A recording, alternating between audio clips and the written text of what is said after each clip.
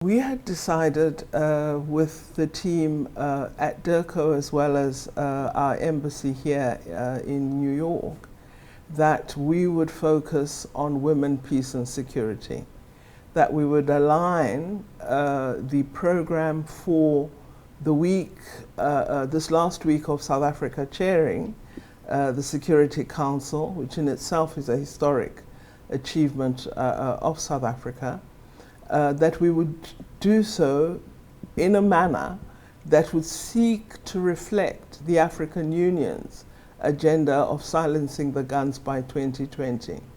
So the focus would be on those affected by conflict, as well as trying to look at where we have made progress. And I think, again, reflecting the legacy of President Mandela, the focus included a reflection on the Middle East and particularly the question of Palestine, which remains an unresolved global issue. So we were able to incorporate this international solidarity aspect, which is so much part of our democratic and historical culture, to ensure that while we focus on the citizens of Africa, we also do not neglect those in other parts of the world who continue to suffer exclusion and marginalization. We were really excited that the resolution that South Africa had steered through the Security Council was adopted by unanimous acclamation by all member states that sit on the Security Council. The process of negotiating the wording was rocky. Right up until the 11th hour, we weren't certain we would get all members voting in support, so it was wonderful. The Security Council has been in somewhat of a situation of difference of opinion. There's been a great deal of lack of consensus, and so it was great to see the unity. And in fact, one of the ambassadors whispered to me that this is an unusual consensus of the more recent Security Council resolution. So we were thrilled that it was agreed that Resolution 1325, which had originally been sponsored by Namibia 19 years ago, as then further elaborated by South Africa to strengthen reporting requirements as well as ensure much more attention to implementation and to support for those who are victims of conflict, particularly women and children. One of the features of our focal week was bringing women's voices into the debates, the roundtables that we hosted. So we co-sponsored, along with several countries, Germany, Japan, Korea, Norway, Sweden, the United Kingdom, a focus on the harm that women experience during conflict. And we felt, let's not discuss this as governments, but really hear from the victims themselves. And what we did was not just focus on conflict, we also looked at countries in which there's been a popular surge toward democracy, such as Sudan, and heard young women from Sudan speaking about their experiences and articulating what they expect beyond the emerging revolution in their country. So their hopes for democracy, their hopes for gender equality, their hopes for the inclusion of women in governance. We then also heard from victims who were from DRC, Central African Republic, as well as from Burundi. And they told their stories of how they had either been under threat of physical violence, and we had women who actually reported on being raped. Some reported the pain of a child being born following the rape, and the terrible conditions under which women and children were held by various rebel groups in different parts of the world, including the Gulf states. So We were, I think, terribly saddened, very moved, and for me, our resolve as South Africa has been strengthened by the voices of those women, by those survivors. They spoke not as victims, they spoke as survivors. They need support from us as South Africa. They need their pain to be acknowledged. They need the African Union and ourselves to find a way of holding perpetrators to account and of supporting recovery in countries that have experienced such conflict. We were very pleased to be supported by our colleague, Minister Mapisa Nqakula, the Minister of Defense and Military Veterans, who participated in the roundtables this week. She was accompanied by a delegation of women in different armed force elements of South Africa, the Air Force, the Army, as well as the police service. And all of these women in uniform are women who have served in peacekeeping missions. They were able to relate their experience as well as tell us of the difference that the presence of women peacekeepers makes to women who are often displaced, who suffer trauma, to children who are neglected, ignored, and become victims. And they called for more training. They asked for attention to elements that we don't often consider, to ensuring that when we send out peacekeepers, they're able to drive, that we have appropriate health services available, that we're able to restore infrastructure, and that we're able to provide counseling services and other needs that victims might have. So we indeed called for greater training, but we also said that we shouldn't assume that when you have peacekeepers, everything has been responded to. We must make sure there's a prosecutorial service available, because the perpetrators escape if you take too long to deal with the crimes that they commit against women and children.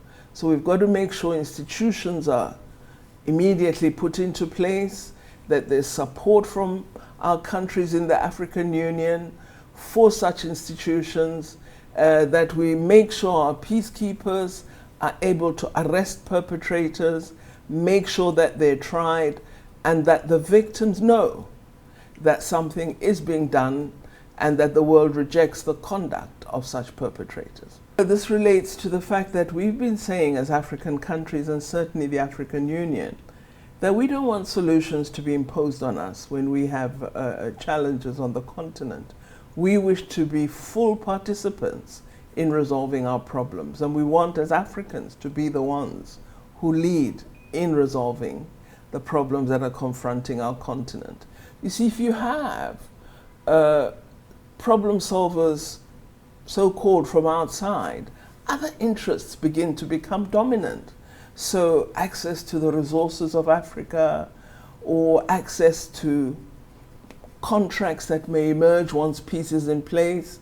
So business and economic interests become dominant rather than the recovery of our societies, rather than building institutions of democracy, rather than sustaining peace, rather than focusing on development. We believe if Africa leads in envoys that are dedicated to seeking peaceful solutions, and not African Union on its own, by the way, we're saying participation fully as equal partner. Of course, the global institution all of us attached to is the United Nations, and it always has to be a partner. But we're saying as a regional body of the continent, we wish to be alongside the United Nations so that we are party to finding solutions to Africa's problems. Well, I think the commitment to extend the work of the UN Special Envoy on the Sahrawi question is a very important matter. I'm not sure that 12 months will be sufficient, but the extension was good. We abstained because we believe much more needs to be called for. We believe the Security Council needs to be tougher on getting Morocco to actually act on commitments and decisions that are already resolutions of the Security Council as well as the General Assembly. On Burundi, we were pleased to receive the report from the Special Representative of the Secretary General, the former President of Burundi, and we felt that his report indicated progress, but there's a great deal of work to be done. One of the issues that clearly emerges as we look at our progress in resolving challenges on the continent is that we need to find a way of interfacing with solutions that is more sustained than we currently do. It appears that once agreement has been arrived at and signed by conflicting parties, all of us step back, and then the older problems arise and you have to go in again. We think we should spend a bit more time supporting the process of ensuring sustainable peace, so that we don't have to have an in and out situation in conflict countries. So we're pleased to learn of the progress in Burundi. The report indicated that President Nkurunziza has confirmed that he will not stand again for elections, and processes toward elections in May 2020 are underway. Preparations are well in hand, we were informed. We will, of course, through our membership in the Security Council, continue to pay attention. We're a little surprised at some of the members arguing that Burundi should come off the agenda of the Security Council. Our sense is, let us really work toward a successful election, a peaceful and democratic process, and then perhaps look at a review post that. My own observation in my few months in office at DIRCO has been that this has fallen somewhat to the sidelines, the matter of UN reform. I think the AU, when South Africa is chair next year, needs to give dedicated attention to this matter, because if we allow it to continue to be a silent demand, eventually it will disappear. I got the sense from some of the members that they do support the call for UN reform, but this is still, an issue that is not quite the center of deliberation. I think we need to bring it back to the center. It's an item I really would like to see us give far more attention to. As to the A3, the 3 African non-permanent members, the report from the ambassador, and I could see it for myself, is that the 3 countries work very, very well together. And this is fantastic, because that's how it should be. Africa should try in all fora to have a shared and united voice, because our aspirations are common.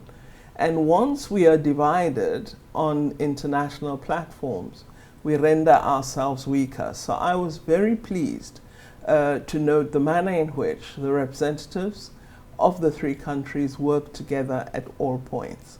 South Africa has done very well. Credit to our permanent representative, Ambassador Machila, and his team, as well as to the team at DIRCO in the multilateral division that supports the ambassador.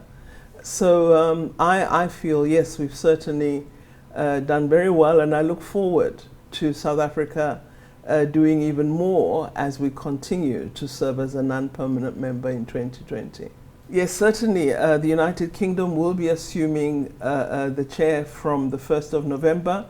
The ambassador had decorated his office beautifully with African artifacts from South Africa. I think the UK would be wise to keep those beautiful African decorations, but I'm sure there's a whole movement now of decorations rather. However, the UK has undertaken that, given the very rich interest in the debate on women, peace and security, they are going to create time in November for this debate to be continued and concluded, because we had so many countries and members wishing to speak that we couldn't finish the agenda timeously. And so they very kindly offered that they will take on the baton and continue this deliberation. Well, certainly I think South Africa should. You know, September has been such an amazing period, rather October has been such an amazing period for our team and our country. I think South Africa's profile at the United Nations is actually quite an amazing profile. There's deep appreciation for the role that South Africa plays as a bridge builder. South Africa is noted for being able to seek out consensus, for being able to draw contending parties together. These are very vital strengths and characteristics to have in a world that has become increasingly fractious, increasingly divided, and increasingly against the spirit of multilateralism, which has been such an important feature of the United Nations. And I think during its chair, South Africa has brought these characteristics back into the United Nations. And I believe that other members that will come into the chair, looking at South Africa's practice, will try to sustain these successes.